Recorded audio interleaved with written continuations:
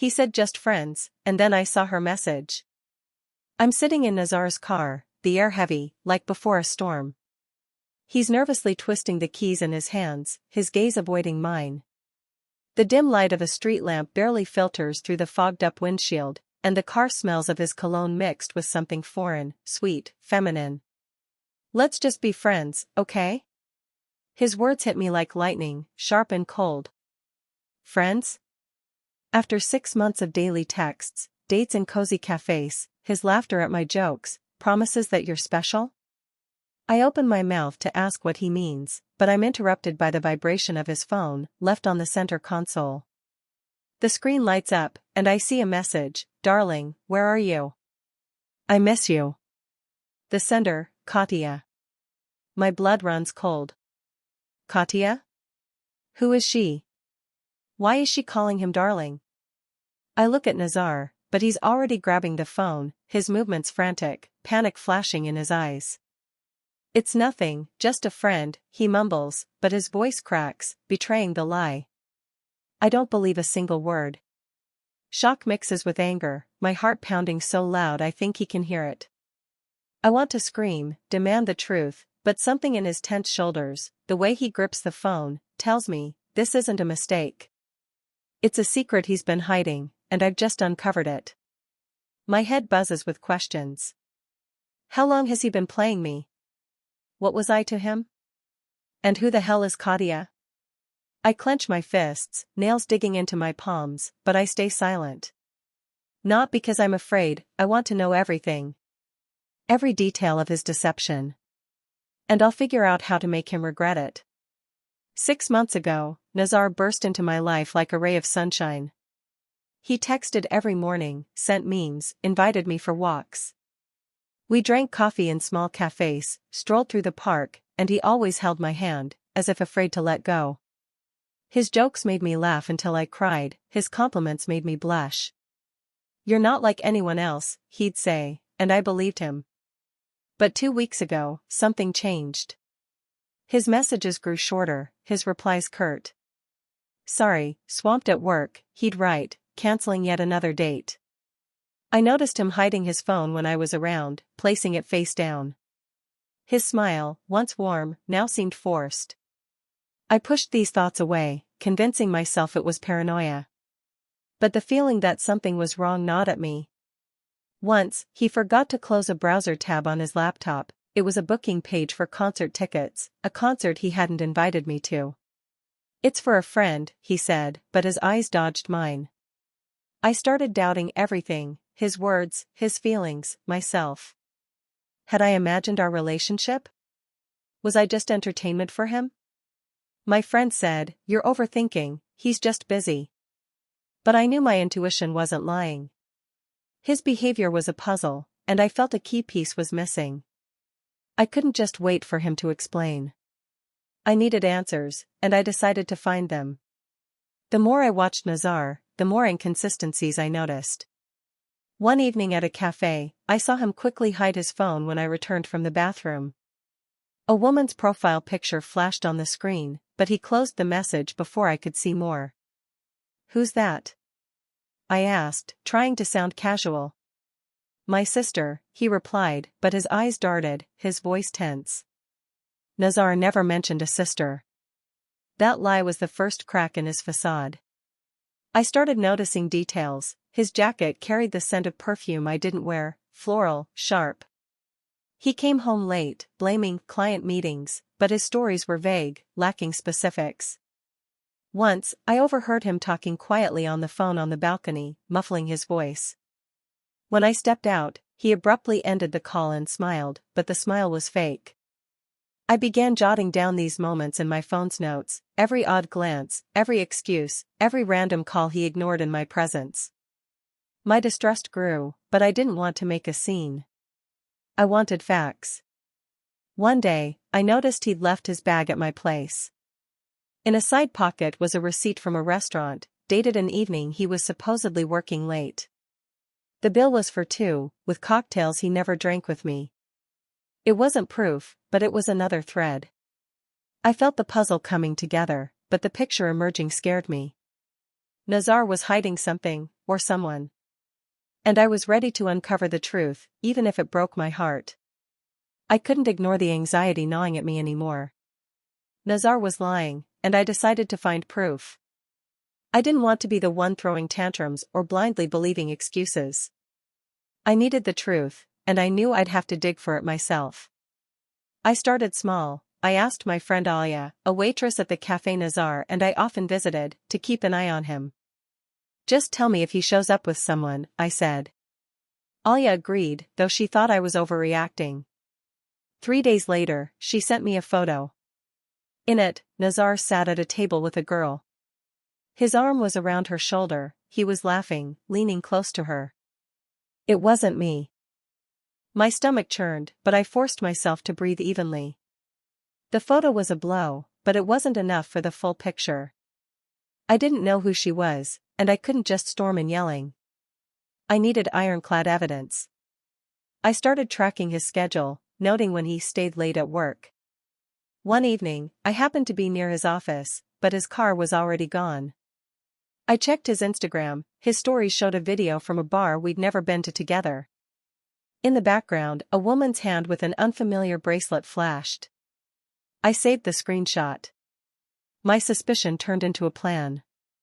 I knew the truth was close, and I was ready to find it, even if it meant sifting through his lies like a detective. I dove into Nazar's Instagram, searching for clues. He didn't post anything blatantly suspicious: landscapes, coffee, work moments, but his stories revealed details that didn't add up. A cafe I'd never been to, tickets to a concert he didn't invite me to, a beach bar he never mentioned. I started comparing dates and locations. Then I found her, Katia. Her profile was public, and I saw stories mirroring Nazar's locations: the same cafe, the same concert, the same bar. But her post showed more: photos of cocktails for two, his hand on the table, a familiar bracelet. My stomach tightened, but I kept scrolling. Katia posted romantic quotes, hints about someone special. But Nazar never mentioned her. Not once. I could have convinced myself it was a coincidence, but my intuition screamed, this wasn't friendship. I checked the comments under her posts. Nazar liked everything, leaving heart eyes emojis. My fingers trembled as I screenshotted every detail. But I knew it wasn't enough. Social media was just the tip of the iceberg. I couldn't confront him based on likes and stories. I needed a direct answer, and I decided to take a risk. I messaged Katia, though my heart pounded with fear. I had to know who she was to him, and what I was to him. I agonized over the message to Katia, choosing my words carefully. I wanted to scream, but I knew emotions would ruin everything. Finally, I wrote, "Hi, do you know Nazar? He suggested we be friends, but I saw your texts. I just want to understand what's going on." I hit send and froze, waiting. Her reply came an hour later, and each word was like a punch. Katia wrote that she and Nazar had been together for 3 months. He told her I was just a colleague who made it all up in her head. She sent screenshots of their texts, sweet messages, weekend plans, even photos of him hugging her. My hands shook as I scrolled through the evidence. Nazar wasn't just lying, he was juggling both of us, keeping us in the dark. I felt the ground slip from under me, but at the same time, clarity hit. Everything fell into place: his excuses, secret calls, the unfamiliar perfume. I wasn't paranoid, I was right. Katia asked if we could talk, and I agreed. Her voice on the phone was filled with the same shocked hurt as mine. She thought she was his only one. We swapped details, and the puzzle was complete. Nazar was playing both sides, exploiting our trust. But I wasn't going to cry or give up. This truth became my push to act. I could have stormed into Nazar's place yelling or sent him an angry text, but that would have been too easy. He thought I was naive, that he had everything under control. His confidence was my advantage. I decided to play smarter. Instead of hysterics, I suggested we meet as friends. "Sure, let's do Saturday at our cafe," he replied, and I heard relief in his voice. He thought I'd swallowed his lie. But I was setting a trap. I reviewed all the evidence: Kadia's screenshots, Alia's photo, receipts, notes. My plan was simple: give him a chance to expose himself. I didn't want accusations without facts, but I wasn't going to stay silent either. Kadia backed my idea, saying she wanted him to admit it himself. We agreed she'd be on standby if I needed her. I spent the days before the meeting practicing a calm tone, imagining his reaction. I had to stay composed so he wouldn't suspect a thing. Nazar didn't know I was no longer the girl who believed his words. I was ready to shatter his illusion of control, but on my terms. On Saturday, I arrived at the cafe early, ordered coffee, and sat by the window. Nazar showed up with a smile, acting like nothing happened. He joked, talked about work, but I noticed him glancing at his phone. I waited for my moment. We chatted about trivial things, and I deliberately dragged out the conversation, keeping my tone light. Then, casually, I said, "By the way, your girlfriend doesn't mind us being here?" His face changed, his smile vanished, his eyes darted. "What girlfriend?" he asked, but his voice betrayed tension. I pulled out my phone and showed him the screenshot of Kadia's text, where she called him darling. Nazar paled, his fingers gripping his cup. "It's not what you think," he started, but I cut him off. "Then what do I think, Nazar? Tell me." He fumbled, muttering about "just a friend," but his excuses fell apart. I placed Alia's printed photo on the table, showing him hugging Kadia. "You had no right to dig into my life," he exploded, drawing stares from nearby tables.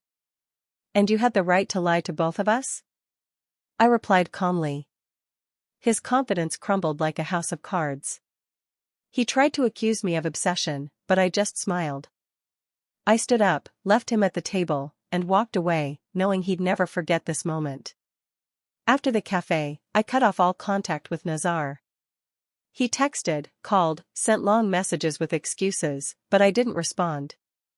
Every word was an attempt to regain control, but I was no longer the girl waiting for his attention. I'd changed. This betrayal forced me to rethink myself. I started valuing my time, my emotions, my dignity. I signed up for courses I'd long dreamed of, spent more time with friends who supported me. Kadia became an unexpected ally. We met, talked, and she admitted she'd dumped Nazar after our conversation. She saw through his lies, and we both felt relief, free from his manipulation. I stopped making excuses for others' actions. I learned to trust my intuition, which had been screaming the truth from the start. My friends noticed the change. I became more confident, stronger. I stopped fearing loneliness because I realized, it's better to be alone than with someone who doesn't respect me. Nazar was a lesson I'd never forget, but he no longer had power over my emotions. I was free. My revenge was quiet but devastating. I didn't throw tantrums or post angry rants on social media. Instead, I shared our story with mutual friends, calmly, with facts, no drama. I showed screenshots, photos, recounted my talk with Kadia. People listened, were shocked, and passed it on. Nazar's reputation, his perfect guy image, began to crack. Friends who once admired him turned away. His new attempts at romance hit a wall. "Isn't that the Nazar who played two girls?" A month later, he texted me, "You ruined my life." I replied with one sentence, "No, Nazar. You did that yourself." And blocked him. Kadia did the same, and we both felt like we'd shed a burden. My revenge wasn't about shouting or tears, it was about the truth. I let people see who he was, and that was enough. Nazar lost not just me and Kadia, but the trust of those around him. I gained something greater, myself. This story taught me to spot lies, trust myself, and never let anyone toy with my feelings. This is a story about how I grew from a naive girl into a woman who knows her worth and isn't afraid to defend it.